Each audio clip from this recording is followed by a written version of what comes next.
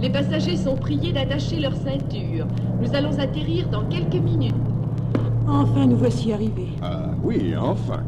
Bah, de toute façon, ce n'est pas mal comme performance. Allez, à peine 12 heures de la vieille Europe jusqu'en Amérique. Passe ta ceinture, Suzanne. Non, donne, je vais t'aider. Papa, l'Amérique, c'est le nouveau monde, n'est-ce pas? Mais oui, bien sûr. Mais dis donc, ta fille pose des questions très intelligentes. C'est très bien, Suzanne. D'où tiens-tu cette expression nouveau monde? L'Amérique est en effet un grand continent. Il s'étend derrière le grand océan et il est infiniment grand. Au fond, tu sais, il n'y a pas tellement longtemps qu'il fut découvert. Il y a seulement 500 ou 600 ans. 500 ans? Oh, il y a très longtemps, papa. Et oui, bien sûr. Et c'est Christophe Colomb qui a accosté ici le premier. Allons, Suzanne, il faut mettre ta ceinture. Donne, je vais t'aider. Christophe Colomb? Oh, papa, dans le livre que tu m'as donné, il y a beaucoup d'images de Christophe Colomb. Et tiens, regarde, quand il dit au revoir à la reine d'Espagne. Et là, mais regarde cette page, papa. Non, il nous faut attacher nos ceintures, Suzanne. Nous atterrissons. Allez, range ton livre. Mais c'est mon livre. Il y a un tas d'images, là. Christophe Colomb, avec son timonier Sancho Ruiz. Ruiz, mon chéri. Ruiz. Quoi? Ruiz, petite Suzanne. Je te parle de ton livre d'images. Nous avons encore un peu de temps avant que tu découvres l'Amérique à ta façon. Si tu veux, je vais te raconter, moi, comment l'amiral Christophe Colomb a découvert l'Amérique il y a presque 500 ans. Oh oui, raconte. Qu'est-ce que tu dis, Suzanne? Oh, rien. Je remercie votre majesté. Je vais mettre ma ceinture. Bonsoir. Voyez cette boule. Dépose ce livre. Oui, Elle maman. représente la Terre. La Terre n'est pas ronde. Dans son immortel ouvrage, l'œuvre de Dieu, écrit il y a plus de 1000 ans, le vénéré Père Lactance a démontré l'absurdité d'une telle hypothèse. La Terre, centre de l'univers, est plate comme une assiette. Et le soleil tourne autour d'elle.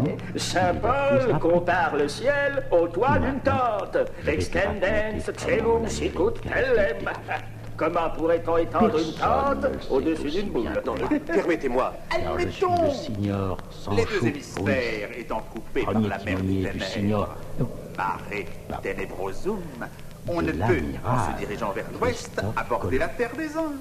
Et si Si vous je y parveniez sortais de par ton miracle, image, vous n'en pourriez tu plus jamais m'assois à côté de revenir, toi, Suzanne. à cause de la rotondité de la terre qui vous empêcherait de remonter. Quelque favorable que soient les vents. Mon fils, laissez parler Christophe Colomb. Que votre majesté se souvienne des paroles du grand philosophe Sénèque. Des siècles viendront où l'océan fera sauter les liens dont il nous entoure. Un pays infini s'ouvrira. Le pilote découvrira de nouveaux continents. Et Tulé ne sera plus la dernière terre. Le mur des siècles Je veux être ce pilote, votre majesté. m'a paru. Ces continents existent-ils vraiment? J'en ai la certitude, votre majesté. En allant aux Indes, je les découvrirai. Je planterai l'étendard espagnol sur ces terres et je convertirai les païens au christianisme pour la plus grande gloire de l'Espagne. Qu'on me donne des navires, votre majesté. Et je vous ramènerai des royaumes. L'occasion est trop belle pour la laisser échapper, votre majesté. Il me faudra prêter des bateaux, payer des équipages, et cela coûtera très cher. Qu'en pensez-vous, signor Ville de Saint-Angèle? Je fais confiance à Christophe Colomb, votre majesté. Et qui sait, les terres de ces nouveaux pays recèlent peut-être beaucoup d'or. Je ne laisserai pas un autre État s'en emparer. J'ai votre place sous les yeux, Seigneur Colomb. J'en accepte les conditions. Voulez-vous les ramener, Seigneur Colomb? 3 caravelles et leurs équipages seront confiés au Seigneur Colomb, qui reçoit la dignité d'amiral pour tous les pays qu'il découvrira et dont il sera le gouverneur. Le roi Guillermo. On lui reconnaît le droit de garder pour lui 1/10 de toutes les perles, pierres précieuses, or, argent et épices qu'il aura trouvées sur le territoire de l'amirauté.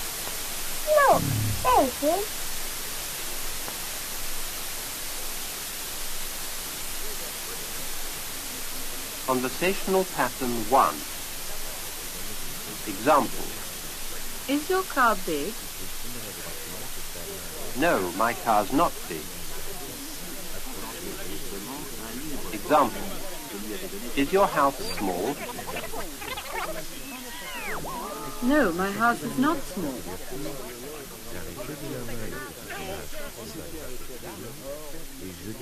Assise à l'ombre d'un grand arbre, Alice contemplait tristement un livre fort ennuyeux que lui avait donné son professeur d'histoire et songeait. Un livre sans image. Ça ne ressemble à rien. Elle tournait les pages l'une après l'autre, espérant sans trop y voir la bonne surprise d'un dessin qui représenterait une reine, un bercère, croquet, enfin n'importe quoi d'intéressant. Mais il n'y avait même pas une carte géographique. Ferma son livre et se remit au silence. Et tout à coup, Arrivé mentionné à Turin vendredi 14h35 matin. Quitté Turin vendredi 7h20 matin. Arrivé à Brindisi samedi 50h 14h. Embarqué sur le Mongolia samedi 5h soir. Arrivé à Suez mercredi. Entendu. Écartons-nous un peu. il règne un vacarme assourdissant.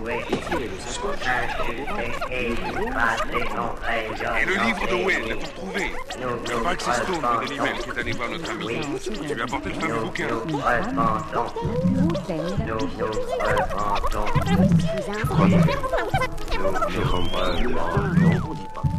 Alice ne s'en étonna pas outre mesure, car il y a une différence. Cet entretien. Un homme pénètre dans la maison par le toit. Un homme étrange, dont on ne voit pas le visage, dissimulé par un serre-tête et des lunettes monstrueuses. Une grande cape noire, un chapeau rabattu sur les yeux. Il hésite une seconde, puis comme un automate, voilà qu'il se met en marche.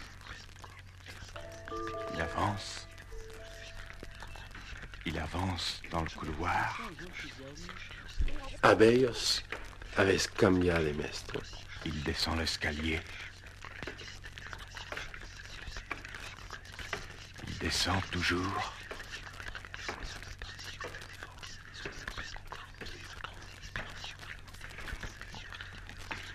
Le voici dans le hall maintenant.